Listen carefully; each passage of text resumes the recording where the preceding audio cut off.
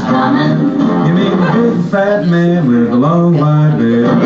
He's coming to town.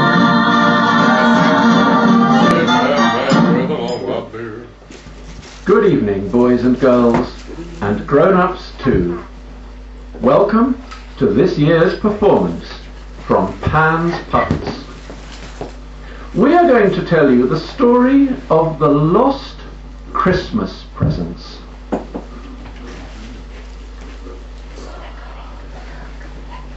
It is Christmas Eve. Two small children, called William and Daisy, are fast asleep in their beds. They have been very excited all day, waiting for Christmas, and they are waiting for the morning to open their presents. Father Christmas has been very busy visiting children all over the world and has left lots of wonderful presents in stockings and under the trees.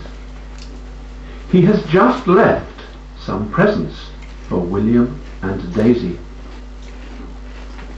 But there is somebody who is not asleep, nor is she happy or excited. It's the wicked witch Esmeralda. She is never in a good mood. She hates it when everybody else is happy, and she particularly doesn't like Christmas time when everyone is having fun with their families and opening presents. This year, Esmeralda has thought up a particularly nasty plan. Look at all those presents under the tree. I bet William and Daisy are fast asleep dreaming of Father Christmas. Well, I am going to spoil their dreams. I'm going to cast a really, really bad magic spell to magic away all of their presents.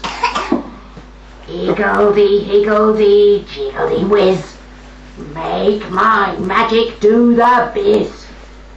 Let those children shed a tear when their presents disappear.